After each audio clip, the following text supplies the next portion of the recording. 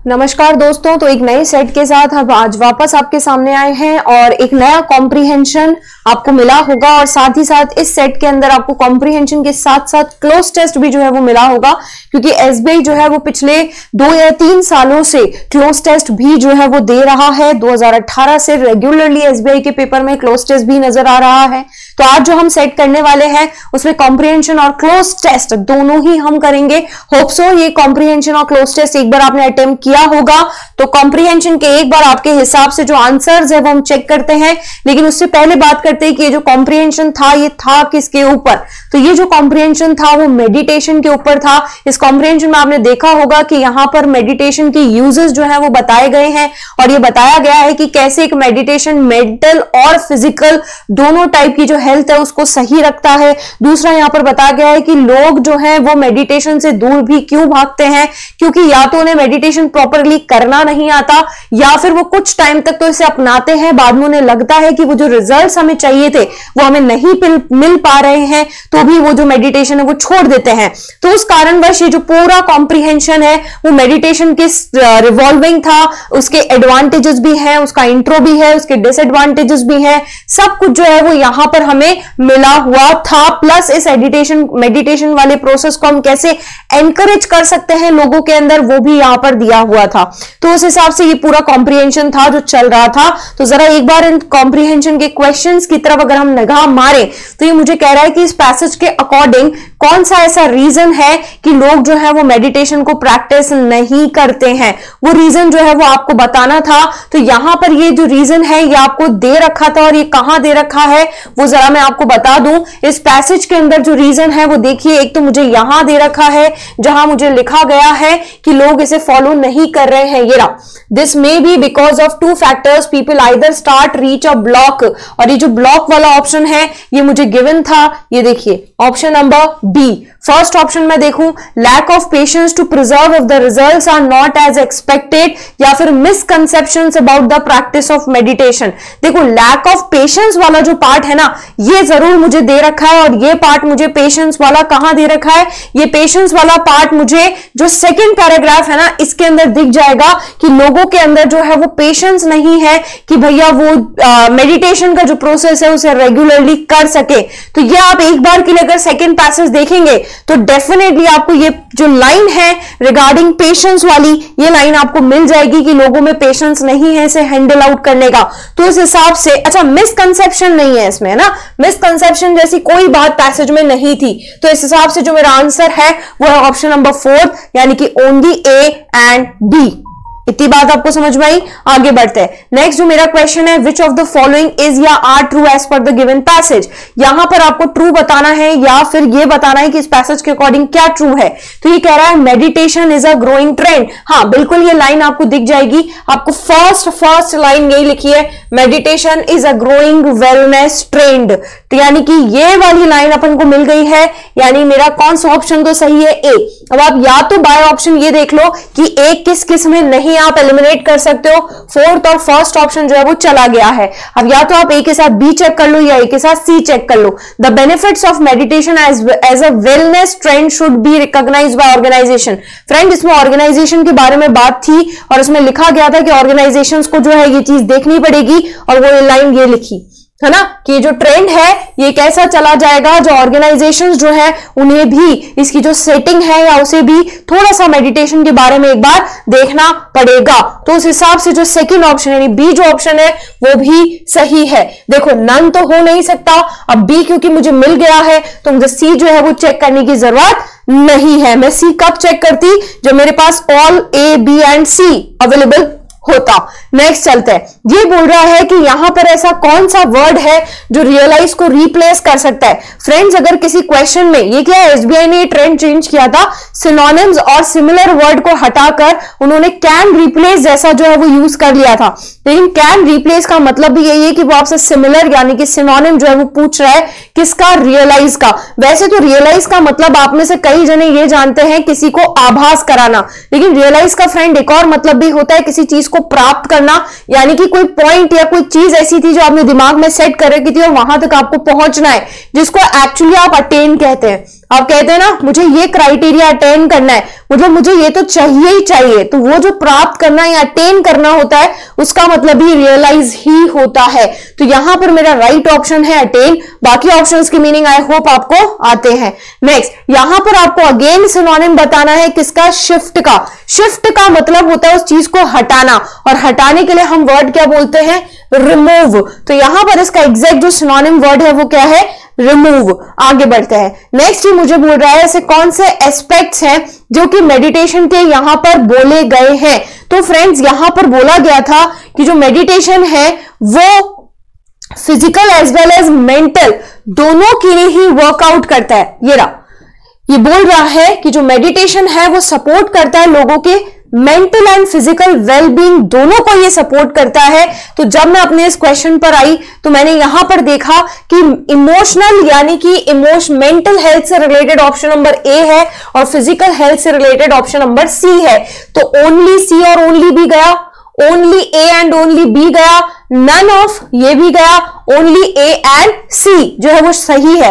B मुझे क्यों check नहीं करना पड़ रहा? क्योंकि फिर वापस ऑल ए बी एंड सी जो है वो ऑप्शन में नहीं है। आप इस तरीके से अपना समय बचा सकते हैं। अगर ऑल ए बी एंड सी है तो ही तीनों ऑप्शन चेक करें, अदरवाइज आप पेयरिंग के हिसाब से जो है चेक कर सकते हैं। नेक्स्ट जो मेरा क्वेश्चन है, इस पैसेज के अंदर एक ब्लैंक छोड़ा हुआ है और आपको बताना है कि इस ब्लैंक के अंदर क्या वर्ड है जो आ सकता है। तो जरा एक बार अपन वो ब्लैंक वाली लाइन जो गिवन थी वो पढ़ लेते हैं। तो वो लाइन थी कि traditionally people would start meditation only when. आजकल जो लोग हैं वो मेडिटेशन तभी शुरू कर सकते हैं या करते हैं जब व्हेन समथिंग वाज डैश, जब कुछ होता है।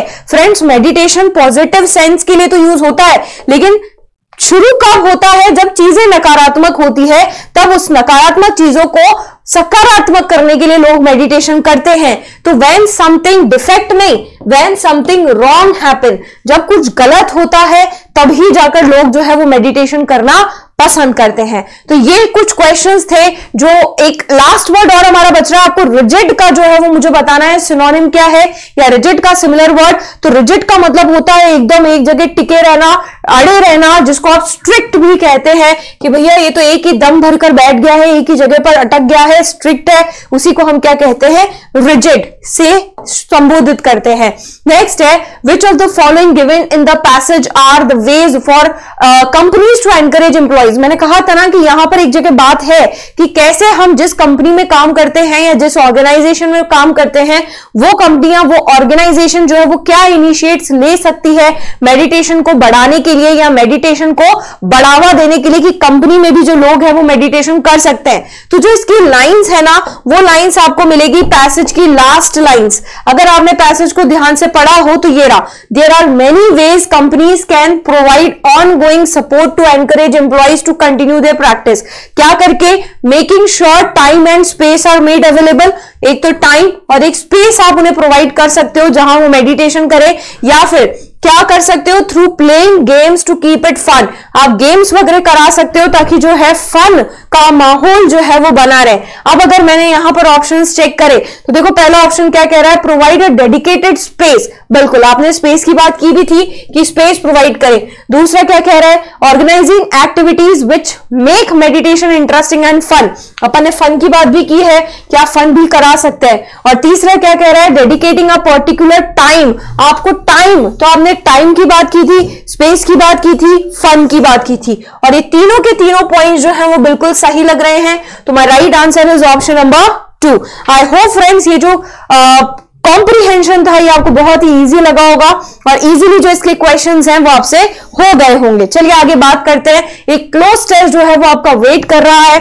देखो फ्रेंड्स, एसबीआई क्लर्क में ना तो कॉम्प्रिहेंशन बहुत टफ आता है और ना ही क्लोज टेस्ट। क्लोज टेस्ट भी बहुत इजी और स्मूथली ही आता है। नो डाउट कि शायद वो 5 क्वेश्चन में से एक आधा क्वेश्चन जो है वो वोकैबुलरी के कारण अटक जाए तो बात अलग है। अदरवाइज आपको क्या करना है, एक बार रीडिंग देनी है इस पूरे क्लोज टेस्ट को, ये जांच परख करनी है कि ये क्लोज टेस्ट किसके बारे में बात करना है, और उसके बाद जो है आप अपने क्वेश्चंस अटेम्प्ट कर सकते हैं। तो जरा एक बार अपन इस क्लोज टेस्ट के क्वेश्चन को अटेम्प्ट करके देखते हैं। पहला क्वेश्चन क्या कहता है? What was the first language? How did language begin? Where and when? भैया लैंग्वेज जो है वो कहां शुरू हुई और कैसे शुरू हुई? Until recently जो एक लिंग्विस्ट है would likely respond to these. वो इन सभी क्या थे? ये सारे के सारे सवाल थे। तो इन सभी सवालों की जो जवाब है उन्हें ढूंढने में असमंजस में पड़ा हुआ था। With a shrug and a sign, it's hard to imagine a cultural phenomena that more important than the dash of language. अब आपने है ना आगे अगर इस क्लोज टेस्ट को पढ़ा होता, क्योंकि यहां तो देखो लैंग्वेज का डेवलपमेंट भी हो सकता है, पार्ट, मोस्ट, बेटर, कोई भी ऑप्शन हो सकता है यार, लेकिन अगर आपने आगे इसको पढ़ा होता तो ये बार बार ओरिजिन वर्ड का यूज कर रहा था और ये बार बार ये कह रहा था कि इस लैंग्वेज का डेवलपमेंट कहां से कहां पहुंची है, कैसे इस लैंग्वेज की उत्पत्ति हुई है, उसके बारे में जरूर से ये बात कर रहा है बार बार। तो and yet we no conclusive evidence हमको नहीं मिला है कि जो लैंग्वेजेस है कैसे शुरू हुई थी।